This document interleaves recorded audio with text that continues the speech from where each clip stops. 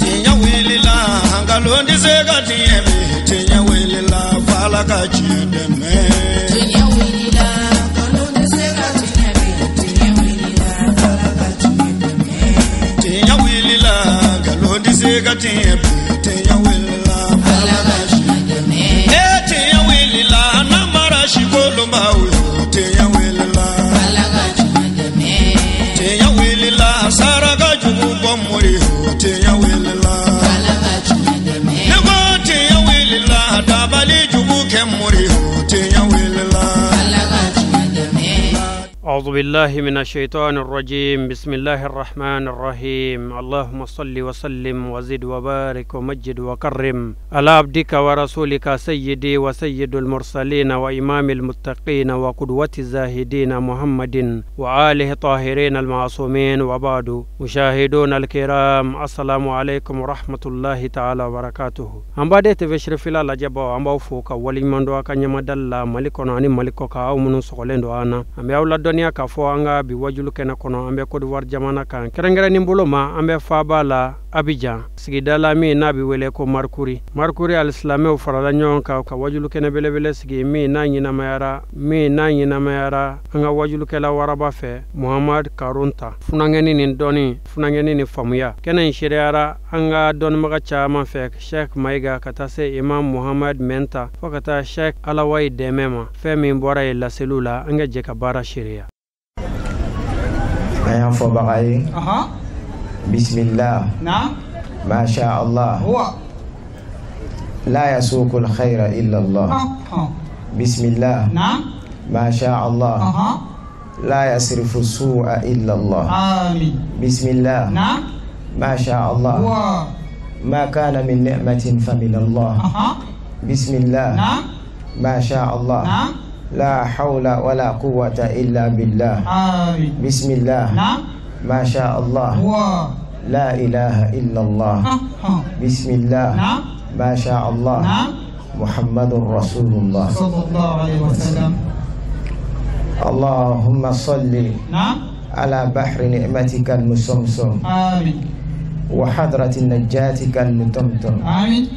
كنز الأعظم آمين يا رب سر المكتم سيدنا محمد الأمين نعم وعلى آله وصحبه نعم الحمد لله نعم مي الله تعالى تانو الله تعالى تانو كوفي نعم أمي صلي أماني الله تعالى في نعم أكاكا نيما أناكا كيسي نعم كوجيدي ala kiraba kan sallallahu alaihi wasallam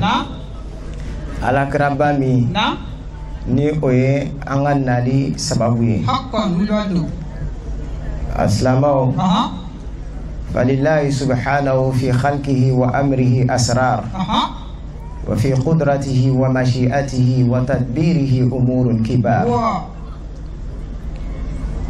Allah ta'ala gundo be Allah ta'ala yi akadan fona anaka kula Allah ta'ala ka latige akasibagaya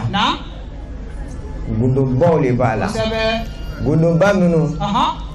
la tudriku hal absar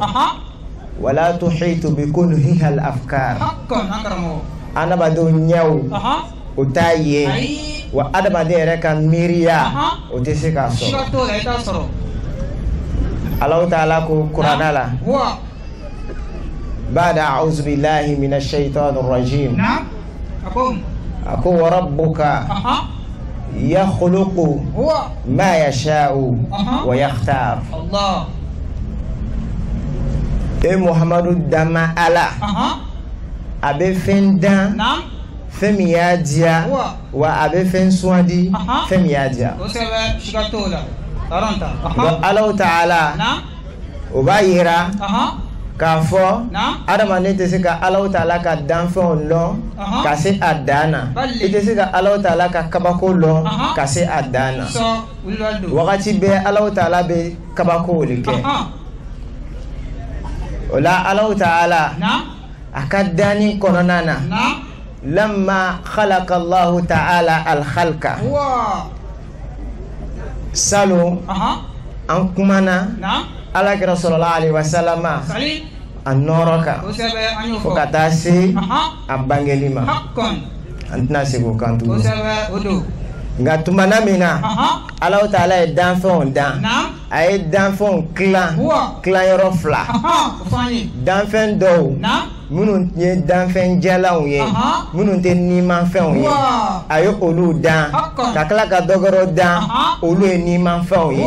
mamna okela Allah ta'ala ka swantili ke ni man fen nunu na fen jala nunu kan Allah kolu fisaya fen jala nunu ye o ni man fen nunu Allah ta'ala ko clan yoro fla tuguni ni man fen nunu olu be tagama ani falen fen ala ay ni man fen nunu munu be tama ay olu swandi falen fen kan kolu fisaya oye wala munu be tagama Allah ta'ala ko olu fana clan yoro fla natiqan wa somitan min me kuma ani min te kuma minu me kuma ayolu swandi kuma baluka kolu fisa olu ye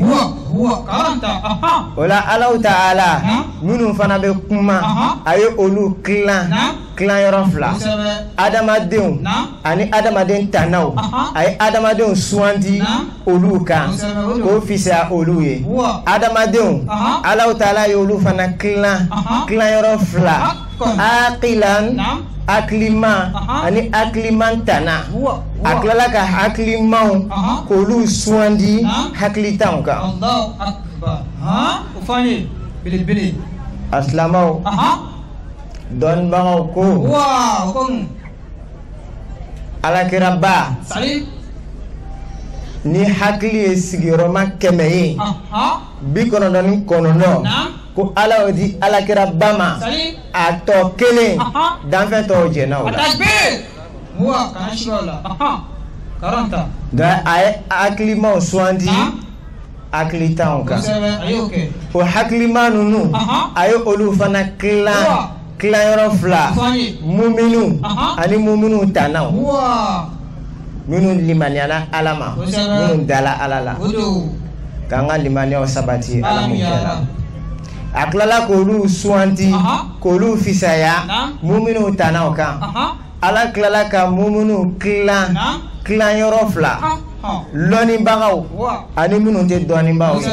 ay mumini doni bagaw ay olu swanti minu te mumini doni bagaw yo kan ya rabbi loni nafama ko di ama ala mukela amin ya rab da Allah ta'ala aklala ka mu'mini doni baw ay olu clan yoro fla nabi nyumaw ani munu te nabi nyumaw ye ay nabi nyumaw suanti nabi nyumaw tanaw kan olu fisa olu ye Allah ta'ala klala ka clanin ke nabi nyumaw la clan yoro fla do ye chidon ye ay olu fisaya minu te chidon ye okan chide nunu Allah ta'ala klala kolu kebe sabani tan saba kolu fana clan yoro fla ay do ke ulul azmi a kunkan kun a chide nunu sabati ba bawye ay olu fisaya chide to nunu kan olu duru ye olu duru la Allah ta'ala olu fana clan yoro fla ay fla fisaya to sabani ne alakira sallallahu alaihi wasallam ye ani sayyidina Ibrahim karanta Allah ta'ala klala ka clanin ke olu flala ay alakira baswandi sayyidina Ibrahim ka alakira boyan sayyidina Ibrahim do alakira sallallahu alaihi wasallam amma ka fo dan fon be olu ka son herma o alakira bay sallallahu alaihi wasallam kando ahurmana ala mukela amin ala dawla o tumamna okela o dugonite lon bango shila ay amado ma shila ka fo alakira sallallahu alaihi wasallam akafsani danfen be hakon odo adamade ajina ameleke adanfen be alakira kafsana be ba Allah Ta'ala aya fisaya soro fen be la jeninka okela ninya damadamani Allah Ta'ala ka chidon fo anyene Quranana aku wa kullan faddalna ala alalamin wa kullan faddalna ala alalamin aku chide nun kelengelen be aye olu swanti ko fisaya o ka wakati mo ka do alamin min falan meleke nunu ari danfe to nunu olu bebe alamun kono olu fane alamun dole da oba yira ka fo o ka wakati ula Allah Ta'ala ko boyen ni nunu e ba Allah Ta'ala nana fo anuma ako innal ladzina amanu wa amilus solihati ulaika hum khairul bariyah ako maminu oli manana Allah Ta'ala ma man zarfun lil waqa'i wal ahdath فكلما تجدد الزمان وكلما دار تذكر الناس ما وقع فيه من حدث فرحوا بذلك وسروا به فالفرح والسرور ليس تمجيدا للأيام ولا تقديسا للزمان وإنما تقديسا للحدث وتمجيدا للواقعة فبمقدار شرف الواقعة وبفضل الواقعة يكون شرف ذلك الزمان فإن المسلمين كلما تكررت الأيام المباركة فيها فخرهم وعزهم وسرورهم فرحوا بذلك أيما فرح وسروا به أيما السرور afami ako nyima alamajila amina karamo ko manakana anko wakati ani ko olu le sirinde nyona akon jono yira ana alakira ba sallallahu alaihi wasallam ale le yira ana akon ale le foni tuma juma tuma mena larab ke anyininga ngo sebe tene sundo maza qal ako zaka yawmun wulitu fi ako kale bangela tene aba yirana kafo ko ani wakati o sirine nyona do kuma ni wakati yelemana kata se wakati doma wakati mini ko bado kela o wakati la mogobo o hakli jigo o kotola ani mogobo farifoni ni oye mogobo yere sewani oye o sewani o farfoni atekela lon kama na be kela feni ko so femi kela lon tokola Allah o ko so islamao mo mani wakati munumunu na ka yelema kata se wakati doma ko dokela oye o wakati la komi o ka waso bala komi o ka kunkorata bala komi o ka boyen bala o be sewana ye amana ke sewa nyuma sugusugu ye amana ke farfuri nyuma sugusugu ye madama nate do haramuna do ame o kenale kasi ne ala kira ka mauludu ye ka anafa na barakaji ama ala mukela do ala kira sallallahu alaihi wasallam huwa alladhi fataha lana albab aleleka mauludu bunda o yele anye do ala kira sallallahu alaihi wasallam anko alele kafsa ni danfen bay Allah Ta'ala yoro al imam Fakhruddin ar-Razi radiyallahu anhu al ma'ruf ibn Khatib alako al anbiya wa kullu khalqin fil wara wal rusul wal amlak tahta liwaka akon nabi nyumau ani danfen bela jeni ani mowo ani chidew ani meneka olu bebe alakira ka drapeau duguma alkiyama jodu Allahu akbar mono ke alakira sallallahu alaihi wasallam aka fisa mantia akon wuladu da aya fo ka fo Allah ta'ala ko Allah ta'ala ya fo Qur'ana la ako innal lazina amanu wa amilus solihati ulaika hum khairul bariya nanga bariya frère nafi alika kalam bari'a ale bola barala bariya ale bola bara bara ikhtara'ahu ka fen dan fen min kunte donc nanko khairul bariya yani mogo munu o dala alala oye ala ko centigiya o di manena Allah ta'ala ma ka kila ka bara nyuman tugu ola olu ka fsani dan fen bela jeni Allahu akbar donc Qur'ana bo le fala maintenant nga bari ata olu ka fsani mogo ye munu olu ka fsani dan fen munu dana ka bo bogola dan fen munu dana ka bo bogola na bari ata mais abebe nani koro kelen ni Allah ta'ala ko kaka nabi nyuma kelen kelen be fisaya o ka wakati mogo do o ba ira ka fo ala kira Muhammadu sallallahu alaihi wasallam manto ala ko lu fisaya manto to bela jani o lu ka fisamantia anu Muhammadu manto ka fisamantia a gloni ni ala kira sallallahu alaihi wasallam ka fisamantia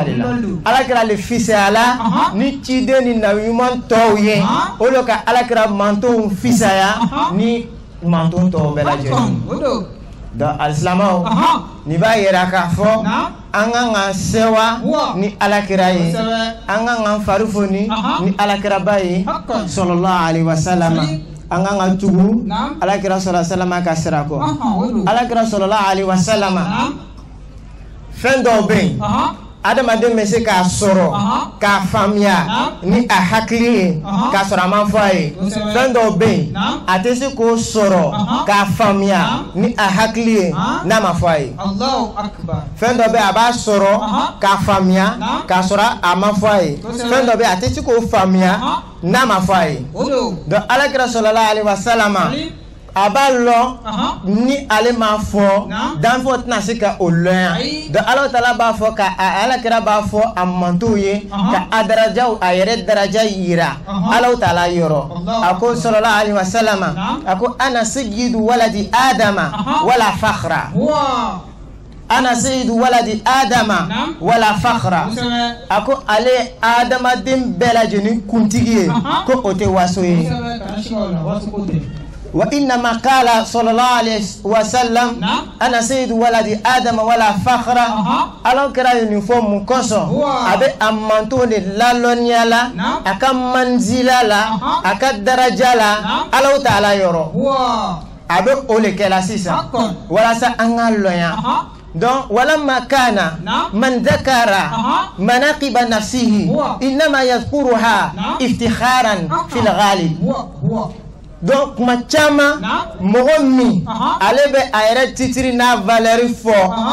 ama machama ba so aba fo waso borole ma mais comme adamadian tagaboro le oye ni ga mogode aba yere fola waso borolo o kama alakira sallallahu alaihi wasallam ko wala fakhra da aka o fo koso arada salawatullah wa salamu alayhi an yaqta wahma man yatawahham min al-jahla annahu dhakara dhalika iftikhara da alakira lanyini ka tigelike miriya jubula munu bina miri ka foka be waso lale o kama ba foko wala fakhra kaira ka foko waso te me aban la lonyana lale mukoso na ma fo na fo do na foko chente ya rabbi kanim famuya di ama ala mukara ala kira ba fo dogare la tuguni wa bi yadi liwa'ul hamd yawm al-qiyamah wala fakhra ala grabo ofo anyana adisa dogere la tuguna bafo wama min nabiyyin yawma izin adam faman dunahu illa tahta liwa'i yawm al-qiyamah wala fakhra kata anfa adamana ani mohamed te anfa adamaye abela jenin tuguleno ala kira bako alkama jolona kote waso donc ala kira sallallahu alaihi wasallam annana kana ankala na kuma nunu dofo akumna ke bara a faamuya ko ɲuman Ala m'a jira o kama Alahu Taala bonya tɛ yen a ma min kɛ alakira ba ye sallallahu alaihi wasallam bonya tɛ yen a ma min kɛ alakira mantonw ye a ye bonya bɛɛ k'a ye o kumana ni Alahu Taala ka bonya ni nɛɛma k'i ye i kan ka mun de kɛ i kan ka o kunbɛn ni Alahu Taala foli de ye ani Alahu Taala baraka dali Alahu Taala foli a n'a baraka dali o sigilen don jɔsi saba de kan shukurulahi mabniyun ala salasati arkan a fɔlɔ fɔlɔ ye juma ye at-ta'arrufu al-i'tirafu biha باطنا والتحدث بها ظاهرا وتصريفها في مرضات وليها ومسديها وموتيها هو لربك أفضل جمعي الاعتراف بها باطنا إيكا دونك أفضل إنما من سورو إيكا فنما ديما إيكا دبالي ما ديما فرشي ما سيما الله تعالى لك ديما يقول له الله تعالى ني الله يتغني الله تعالى كو أما بنعمة ربك فحدث التحدث بها ظاهرا موت منو إلي نينغا إلي تافو الحمد لله إلي تي الله تعالى كنما تغمشين يرا إيكا إلي الله تعالى كفولي يرا على كيشوما وماين الله تعالى ولا إن شكرتم لا أزيدنكم نغا نما كيه أبي نيغا الله تعالى ولا يمانو كبركة ونما abi jidi asabana juma ye ay son nema minna amana ke nema sugu ye ado ala sarakan naka kenale dima I fanga ba ala kola anga chokoroba ko lan tanalul birra hatta tunfiku mimma tuhibbuna min abdanikum wa min ulumikum wa min amwalikum atna ala talaka aljine soro ko aka fendi ala ta'ala fɛn kadi aye kabo afar kolola iga keneya ataka Alahu Taala bato n'a ye iga keneya I sen ta ka taa Ala ko yɔrɔ la taga misiri la taga seli iga keneya I jija I bɛ sunkalo sundo iga nafolo a don Ala sira kan da Alahu Taala ka hɛrɛ min k'i ye I jija I kana don sira la sira min Alahu Taala donc ni o kɛla sisan I ka Alahu Taala baraka da donc an kan ka Alahu Taala fo o nɛɛma in na donc Alahu Taala foli alakira ba la an kan ka alakira sallallahu alaihi wasallam kanu al imam at-tahbibi ni alakira sallallahu alaihi wasallam ka hadisa kun bɛ kalanna a b'a fɔ jama ma a daje mɔgɔ si kana kuma ko mun kosɔn ko aya nin bɛ baara kɛ hali sini n'o ye la tarfa'u aswatakum fawqa sawti nabi ko Alahu Taala ko akana kan korota alakira ba kan donc ni alakira ka hadisa be fola ni alakira ka baara be fola iki daje ki mafa ka lame ina fo alakira le ba fola nyana donc nunu o ka alakira sallallahu alaihi wasallam o ka aboyan loya o ka alakira sallallahu alaihi wasallam o ka karama loya donc o alakira ba sallallahu alaihi wasallam Alahu Taala ka fisamantiya kɛ alakira ye ka fisamantiya kɛ a mantonw ye Alahu Taala bɛ fɛn min kɛ nabi ɲumanw ye a b'o de kɛ alakira mantonw ye Alahu Taala ka bonya min kɛ cidenw ye a b'o bonya de kɛ alakira mantonw ye donc o ye bonya de Alahu Taala b'a fɔ Seydina Ibrahima ma ko a ka Seydina Ibrahima suwanti a ko anu fana ma ko a ka an suwanti n'a ka min fɔ o ma a b'o ɲɔgɔnna fɔ a ma n'an ka filɛ Seydina Nuhu alayhi salam ale n'a ka maaw olu kisina kurun na mais alakira sallallahu alaihi wasallam a manto dɔw bɛ yen kurun tɛ dɛ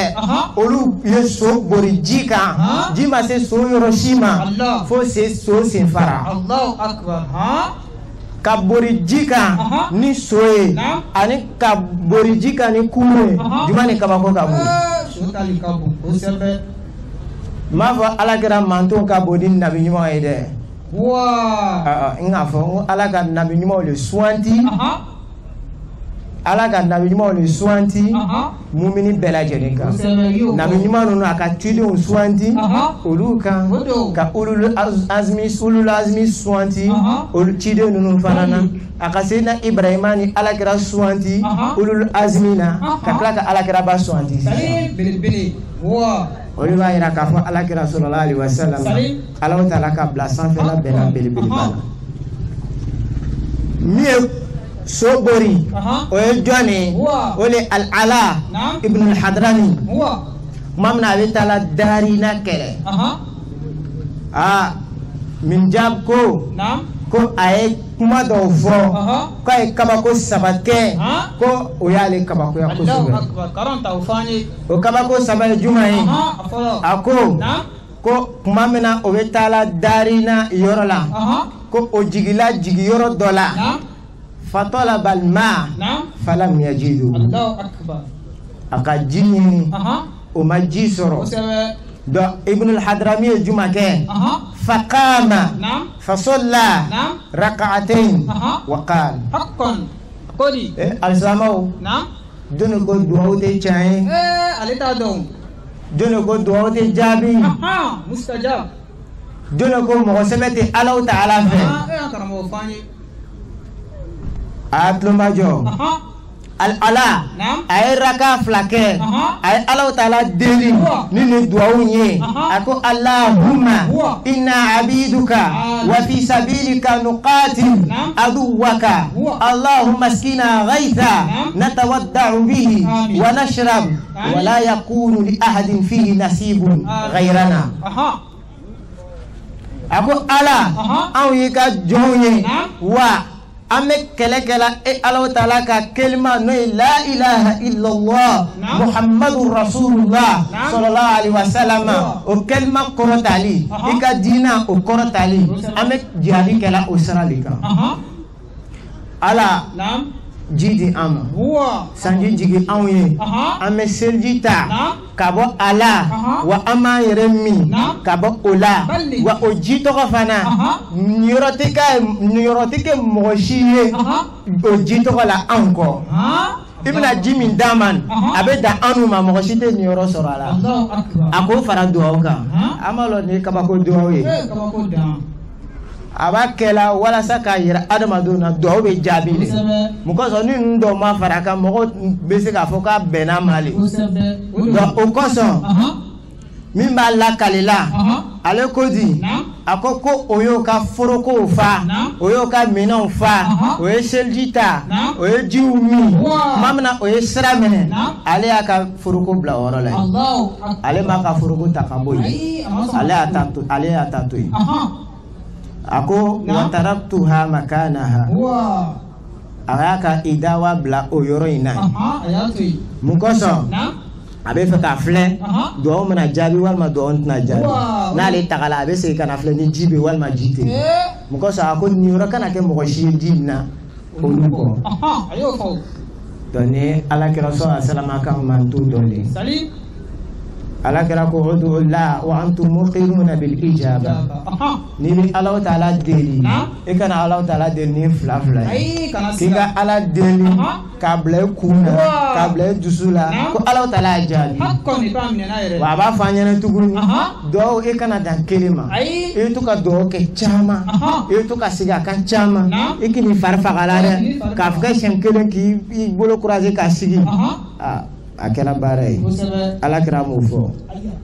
an k'a kɛ sanga ani wagati bɛɛ la. Donc ale y'a ka ji foroko to o yɔrɔ la a ko di hatta anzura hal yastajibu lahu am la fasirna qalilan thumma qultu li ashabi nasitu idawati. A ko k'ale y'a ka foroko to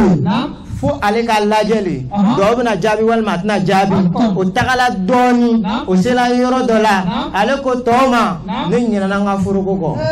n ɲinɛna n ka ji foroko kɔ k'ale bɛ segin ka taa o ɲini sisan. O la ale a segila sisan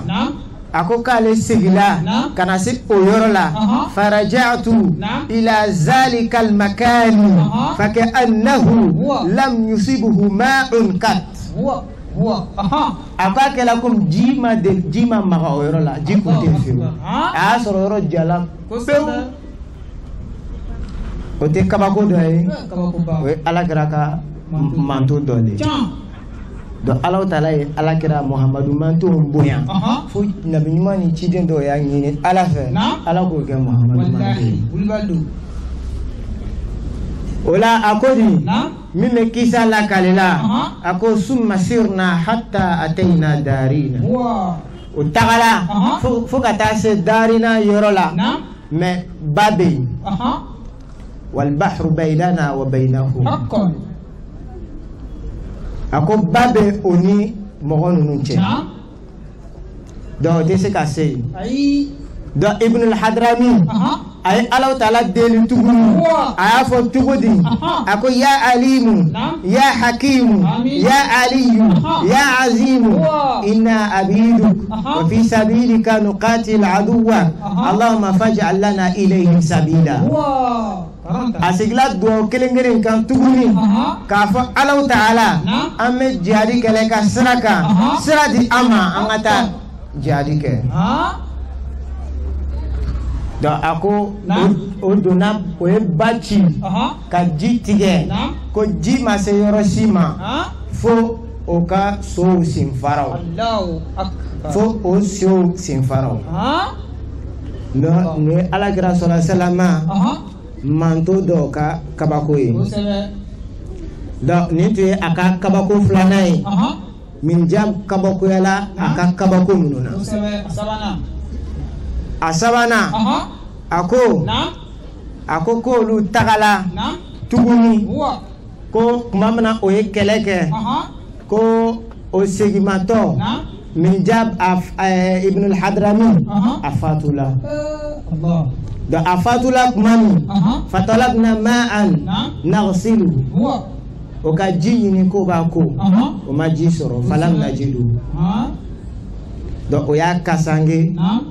ka asutra o ya sutra kuma min ako fasirna ghaira ba'idi tumana mina o ya sutra o tagala ama jaya fa iza na'nu bima'in kathirin o tala jita man soro nyafe o ye ji soro kuma min do ko ante segiwa kata jita ante segi kata asugo kakowa do o segila tuguni tumamna o segila o tagala ka kaburu imbo nwobe ka fle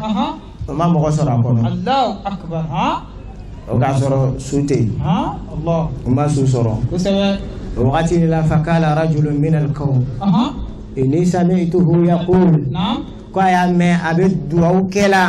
o duaw ejuma ya azim ya halim ya ali ya azim akhfi alaihim mauti Allah ako ala ko unsu adugo oma ikanan lebu yira o lafi Allahu akbar ko o duaw ke da ale fo to yene oluko ko duaw ne jabina o tagala o kuma don ni ala kira Muhammad sallallahu alaihi wasallam amanto ka kabako ala kira manto ka kabako o te dogerere o ala kira sallallahu alaihi wasallam ka kabako le o sirini ala kira lela o kama buseri ko lam yamtahinna bima ta'ayal uqulubi hirson alayna falam nartab walam nahimi maulaya salli wa sallim daiman abada ala bika khairil khalqi kullihim lam yamtahinna bima ta'ayal uqulubi hirson alayna falam nartab walam nahimi maulaya salli wa sallim daiman abada ala habibika khairil khalqi kullihim law nasabat qadrahu ayatuhu izaman ahya ismuhu hina yud'a darisar imami maulaya salli wa sallim daiman abada ala habibika بك خير خلق كلهم مولاي صل وسلم دائما أبدا على حبيبك خير الخلق كلهم مولده عجيب ومنصوره يتيم منه ومختتم مولاي صل وسلم دائما أبدا على حبيبك خير الخلق كلهم يوم تفرس فيه الفرس أنه ينزل بأولو البعث والنقم مولاي صل وسلم دائما أبدا على حبيبك خير الخلق كلهم يا ربي بالمصطفى بلغ مقاصدنا واغفر لنا وهدايا واسع الكرم مولاي صل وسلم دائما أبدا على حبيبك خير الخلق كلهم Museriku akori murratigi bako wa ko Allahu Ta'ala ama anw lajarabi ni fɛn ye fɛn min bɛ hakiliw sɛgɛn fɛn min bɛ hakiliw degun ko ni o kun tɛ ni an kun taara lɔ kaburu kunna ka Allahu Ta'ala wele ni alakira tɔgɔ ye kolokɔrɔ kun bɛ wuli Allahu Akbar a y'o le fɔ an ye da a b'o le fɔ la ɲɛnɛ yan yɔrɔ la mais comme ni o kɛla a bɛna dɔw degun a bɛna bonya hakiliw ma o kama Allahu Ta'ala tɛ fɛ an bɛ degun a b'o le fɔ la ɲɛnɛ burdan kɔnɔ yan yɔrɔ la donc alakira sallallahu alaihi wasallam alkawn hadha kulluhu bima fihi min bashar wa hajar wa shajar wa insar wa dawa'ir falakiyya don nunu bɛɛ lajɛlen murtabita bi hadratil Mustafa salawatullah wa salamu alayhi fɛn bɛɛ lajɛlen dugukolo n'a kɔnɔfɛnw sankaba n'a kɔnɔfɛnw nin bɛɛ lajɛlen a bɛɛ lajɛlen sirilen don alakira ba la ne ma sigi si ba ye nin bɛɛ bɛ alakira bonya dɔn nin bɛɛ bɛ alakira bonya donc alakira sallallahu alaihi wasallam a ye nɔbɔ ni fɛn ninnu na cogo jumɛn a tɛ nɔbɔ adamaden dusukun na alakira ye nɔbɔ faraw la alakira ye nɔbɔ jiriw la alakira ye nɔbɔ dugukolo la a ye nɔbɔ sankaba la ani mɛlɛkɛw cogo jumɛn a tɛ se ka nɔbɔ adamaden dusukun na donc alakira ye nɔbɔ nin bɛɛ lajɛlen Allahu Ta'ala ye nin bɛɛ lajɛlen kolo alakira ba ye sallallahu alaihi wasallam tile kalo o n'a ɲɔgɔnna bɛɛ lajɛlen alakira tile jɔ alakira ye tile bɔ yen ka kalo lana ka tila ka tile segin ka na tuguni fi qissati inshiqaqil qamar o y'a ɲini alakira fɛ tuma min na tile bila bɛn f'a y'a kɛ tile bɛ bin joona kalo bɛ bɔ o y'a sɔrɔ kalo b'a tile 5 la kalo nin ka kɛ i n'a fɔ a tile 14 su ka kɛ baduru kalo ye alakira ye Allahu Ta'ala deli ala y'o k'a ye o kɔfɛ kalo in tagala tile bɔla nɔ na tuguni donc Allahu Ta'ala ye o kɛ alakira ba ye sallallahu alaihi wasallam donc alakira sallallahu alaihi wasallam a ko inni la arifu hajaran bi Makka kana yusallimu alayhi ako k'ale ka fara dɔ la Makka a tun bɛ salam bila ale ma alakira ko di a b'a fɔ assalamu alayka ya Muhammad assalamu alayka ya Muhammad donc alakira sallallahu alaihi wasallam n'a bɛ taa gaaru Hira kuluwo la ka taa ala bato i b'a ye a b'a faran be salamu bila alakira ko k'ale b'a a munumunu altafitu li ara man khalfi fala ajidu ahada ale b'a munu k'a yɔrɔ filɛ n'a sɔrɔ a bɛna mɔgɔ min ye k'ale tɛ mɔgɔ si ye ja fara le bɛ salamu bila la alakira ba ma fara ka salamu bila o tɛ kabako ye Allahu Ta'ala ko kuranna la digiɲɛ kumana masa Solomana fɛ qalat namlatun ya ayyuhan namlu dukhulu masakinakum digiɲɛ kumana hudu kumana olu sɛbɛnna kurana la te ka sɔrɔ an ka wagati na o tɛ kuma donc o b'a yira k'a fɔ nin tɛ kabako ye ninnu bɛɛ Alahu Taala ka danfɛn de a faamuya ko ɲuman Ala m'a di la alhamdulillah an balima dɔw bɛ olu bɛ nasarakan de mɛn an bɛna dɔɔnin fɔ nasarakan na ka tila ka segin an ka bamanankan Inch'Allah nous remercions Allah subhanahu wa ta'ala Inch'Allah au début de la conférence nous avons parlé de la création d'Allah subhanahu wa ta'ala. Nous avons dit lorsque Allah subhanahu wa ta'ala après les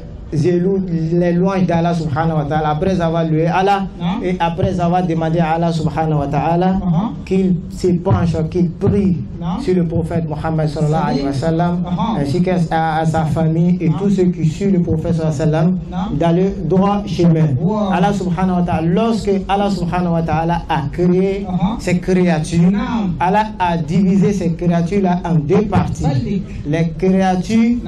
vivants et les créatures qui ne sont pas des êtres vivants. Et Allah a privilégié, il a choisi, il a favorisé les créatures vivantes par rapport à ceux qui ne sont pas vivants. Et Allah subhanahu wa ta'ala a privilégié les créatures vivantes, par rapport aux créatures non vivantes. Et Allah subhanahu wa ta'ala a divisé ces créatures vivantes en deux parties encore.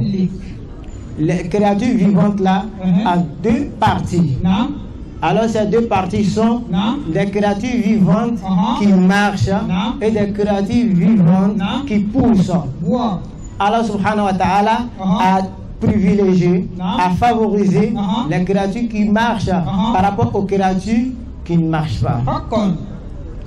Et Allah subhanahu wa ta'ala a divisé ces créatures qui marchent en deux parties. Les créatures qui parlent et les créatures qui ne parlent pas. Et il a privilégié, il a favorisé les créatures qui parlent par rapport aux créatures qui ne parlent pas. Et Allah subhanahu wa ta'ala, les créatures qui parlent, Allah les a divisées en deux parties. Les créatures dotées d'esprit et les créatures qui n'ont pas d'esprit. Et Allah a privilégié les créatures ayant esprit par rapport aux autres créatures. Et ces créatures-là, Allah les a divisées en deux parties. Les créatures croyantes et les créatures non croyantes. Et les créatures croyantes, Allah les a divisées en deux parties encore. Les créatures croyantes, qui sont des prophètes, Allah les a choisis sur les autres croyantes qui ne sont pas prophètes.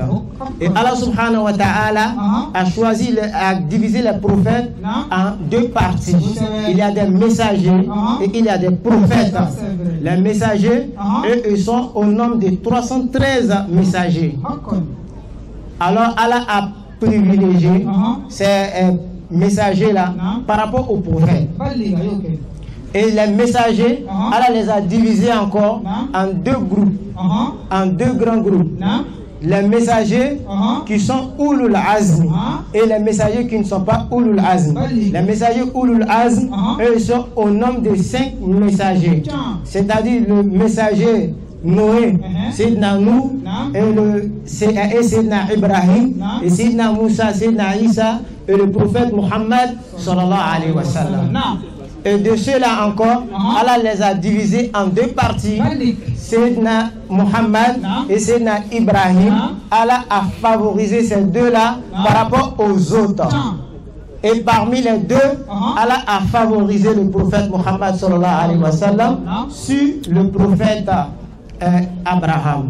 Cela fait du prophète Muhammad sallallahu alayhi wa sallam la meilleure des créatures. Alors qu'Allah prie sur le prophète Muhammad sallallahu alayhi wa sallam. Alors le prophète Muhammad sallallahu alayhi wa sallam, il est la meilleure des créatures. Toute créature confondue, le prophète sallallahu alayhi wa sallam est la meilleure créature. Donc le prophète sallallahu alayhi wa sallam,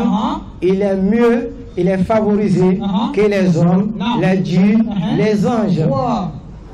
ça fait partie de la favorisation d'Allah subhanahu wa ta'ala. Et c'est le prophète sallallahu alayhi wa sallam même qui nous l'a démontré avec le Coran encore, qui nous démontre cela. Qu'Allah nous donne la bonne compréhension. Alors ensuite, je dis Allah subhanahu wa ta'ala, il a favorisé la communauté, la Ummah du prophète Muhammad sallallahu alayhi wa sallam par rapport aux autres communautés. Même les monothéistes de la communauté muhammadienne sont privilégiés par rapport aux mouchriks des autres communautés. Pourquoi? Avant le prophète Muhammad sallallahu alayhi wa sallam, Allah a châtié des mécréants, ceux qui adorent autre que Allah subhanahu wa ta'ala. Mais au temps du prophète Muhammad, jusqu'à demain ça continue, mais Allah ne les a pas châtiés. Pourquoi? À cause du prophète Muhammad sallallahu alayhi wa sallam. Donc ça fait partie de la grâce du prophète Muhammad sallallahu alayhi wa sallam. Alors nous devons remercier Allah subhanahu wa ta'ala pour cette grâce-là, qu'Allah nous donne la force de remercier Allah subhanahu wa ta'ala. Et Allah subhanahu wa ta'ala en a fait des dons. Allah a fait des grâces à cette communauté-là, des grâces comparables aux grâces dont Allah a donné aux prophètes. Je n'ai pas dit la communauté, je dis pas que la communauté du Muhammad sallallahu alayhi wa sallam est privilégiée par rapport aux prophètes, non. Mais Allah subhanahu wa ta'ala, ce dont il fait pour les prophètes, Allah les fait pour la communauté du Muhammad. Pourquoi? Ce n'est pas à cause de la communauté, mais plutôt à cause du prophète Muhammad sallallahu alayhi wa sallam.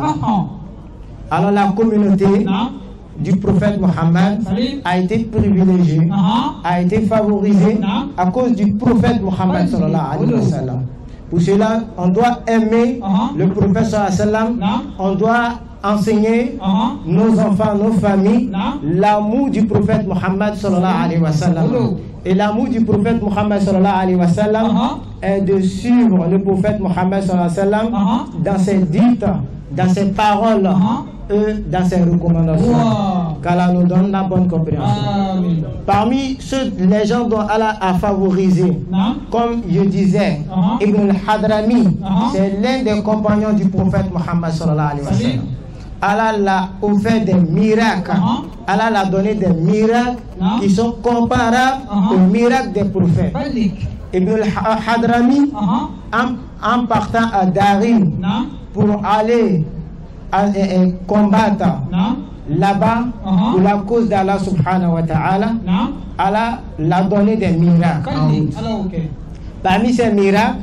ils sont arrivés dans un endroit dont ils n'avaient pas de l'eau.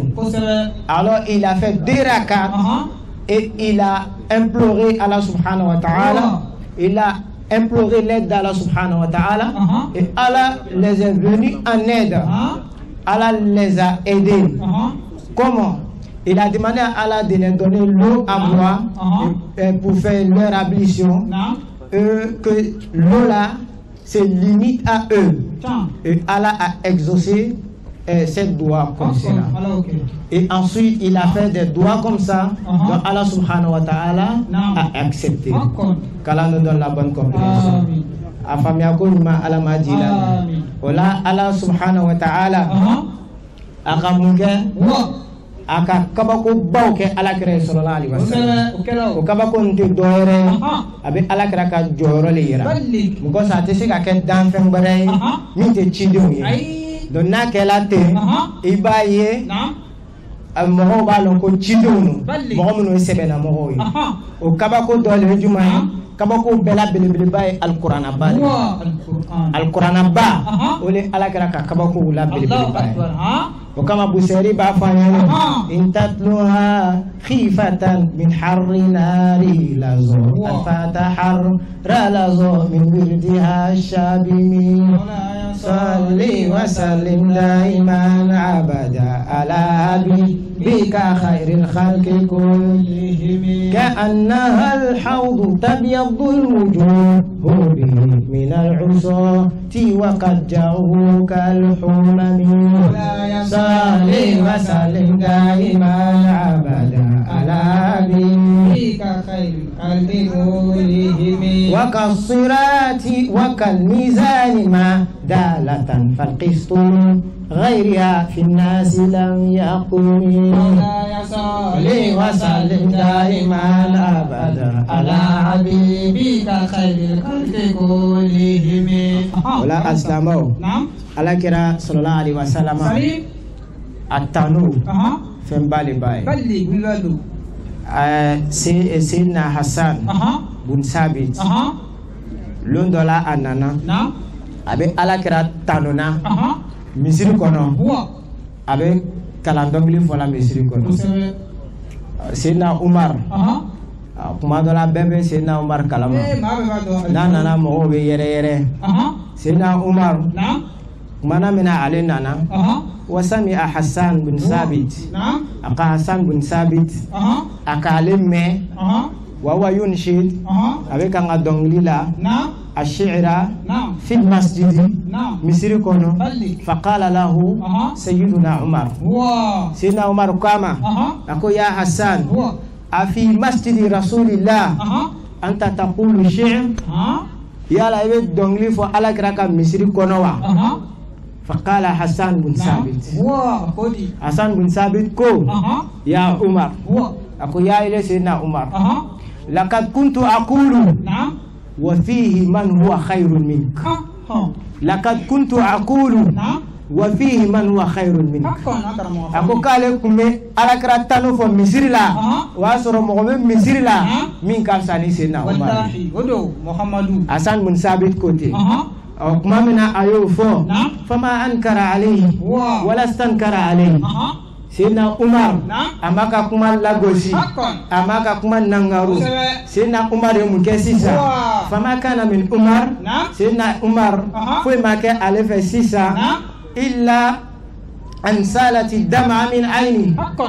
nyaji le jigla ka bo Sina Umar nyana nyaji wole jigla ka bo Sina Umar nyana Sina Umar min ke wa khadha min barak balik ay mimbar dota ay siglan dota ay ubla ako Hasan bin Sabit ma ala hadha fakum wa anshi ala hadha fakum wa anshi isigini kan ega ala krata no misiri kono mo so le mo do yi ni chanku fola obeso ala obeso chama o Hasan bin Sabit ala krata sallama ay sabo kala majigila ako sahaba uma ninana ko akana wuli ina fo yaqumul aajim bi mulukihim ina fo mo to be wulo kama sai tukuni akonoke naam me anana shankele Sayyidina Hasan bin Sabit alayhi lakalo besigini karanta ala kira ko sallallahu alaihi wasallam ako yela ma fo ko mo shikana wuli ka ni ala kira kumewa wa nyofo Sayyidina Hasan kodi ako wa qiyami lil aziz alayya fardun wa tarkul fardi ma huwa mustaqim أجبت لمن له عقل وفهم يرى هذا الكمال ولا يقول الله أكبر أكو عليك أوليك جو أكام مغباي كوي فردالي عليك أما فلا كرا فرده على كرا عليك مغبا مهمي كوكا بو علي يرو أكو على كرا ما كو عليك أوليك لو أوتيجي كوي فردالي okma ko farda toli ko nale ka farda toli o ko lo ama clean ama bara clean ga oye o ko alebe kama ko ya mogola momi hakli ni famiyali bala abe mo dabani ina fo alakira te wuli kalo Allah akbar atakbir sababu no ya sigiya ambe do ke shini kenaya alaka dano amen aya nyina Allah subhanahu wa ta'ala fe ay dimsani ala makoroba shida amen ya rabbi ndenge anin dogoke nam ay kuma dofo nam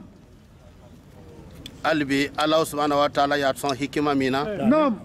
alaka dofaraka nam alaka njugo amin rabbi meda ndenge anin balma ke Muhammad Karunta nam يا ربي شجام بركالي على كالفا آمين يا ربي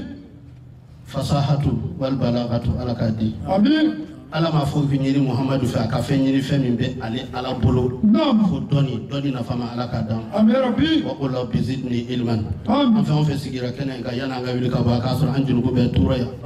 bana o bana be mina ya rabbi ala ka bana be forake amin rabbi amina ko ala ko no ga ya amin rabbi nga yoro jamo ko ala kan ka fo here amin rabbi ya ñina allah subhanahu wa ta'ala fe harzage magama yirwali barkale ala ka to kan so ran sigi yoro amin rabbi andi na balma minu bi jamana jawna ala ko so amin rabbi minu fe na ba fe kata ala ko soya amin rabbi ala ko wasaya amin Allah subhanahu wa ta'ala fe amin rabbi ala kan dunya nya amin ala kan da ala haranya amin ba fe ga min fo an no so jan no ko ju hal ne ni mai ga ni menta menta nanu ma wajur ka tunya na tu ama bang farfan sorola kan den sen nyuma in soro ka ka den sen nya wallahi odo ilmu bu badar ma fo ni mo ka hasidi de ay ashira re ma hasidi hal ni ele yere ni seda julli na ni corona yi ñogon fe e ya fo seda julli ya fo chuamna naam ale ble mi do fo yara wallahi abe do soro ka kamni magara chumna wallahi lon balu balli ka mi fo karun tay ka ba barabano wa ako dan fa cheti bitir ka foli ako mo mo ba fo ko awoni ali kili ako na ali ka sako no dole ale no anu oluna dene bina bo nyona Allahu akbar da ko iche bobo ka kuma le che ba be se ka fo falilahi alhamdu makamin foraya ametlu ala ka dama ka noro sabati farkolola makamin fora abe hakikawe alakra sallallahu alaihi wasallam ajugo adirama ayasoro kakon kurananya wode kama alakra jogo ate hadisa kono alakra jogo ate kurana kono alakra jogo aba yere de la kurana kono min fora afora de anga seka tugu mogoko mogo minu lui alakra jogo nyeta kabo mogola minu nyeta ke fokasi alakirama ala mogoko khulquhu alakra jogo yurasu la yuta'allam atekala mima alqur'ana kono ajogodo jogo mindo ate soro fikati bunyonya ke ni mogoye mogo minu nu ya nyeta mɔgɔ kumana ka ban kosɛbɛ maaw y'a bɛɛ fɔ barika caman de b'a la atakbir kabini Madu wolola a ma kungo se ma fɔlɔ Allah huwa kabini Madu wolola ne ma fa kɛ ten n'a y'a bɔ o ma kosɛbɛ o do kabini Madu wolola n'a ye dɔrɔmɛ kelen sɔrɔ a bɛna bila n tɛgɛ hali sini Allahu akbar ne y'o de fɔ a muso ye o ye cɛ bɛ mara de la fɔlɔ de don dɔw bɛ na a fana bɛna mara kɛ f'a to yen n'a ye fɛn o fɛn sɔrɔ a bɛ ne de bolo ni mago bɛ fɛn min na i bɛna fɔ ne ye atakbir huwa hali ni Madu ye dɔrɔmɛ kelen sɔrɔ hali n'a ye bɔbɔn kelen de sɔrɔ a bɛna bila ne de tɛgɛ wallahi an b'o dɔn Madu tɛ foyi kɛ n'a ma fɔ ne ye kosɛbɛ siga t'o la donc an b'a faamu dɔgɔden don o do a y'a baw bɛ barika ɲini wallahi bon a ka dɔgɔyama tɛ se maa si ma kosɛbɛ alhamdulillah ala ka barika don ala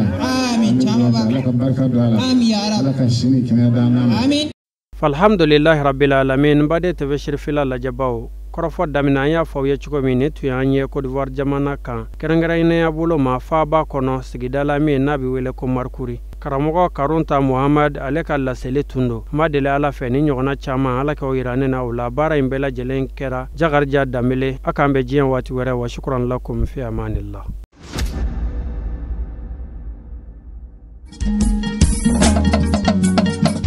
tinya wilila hangalondi zega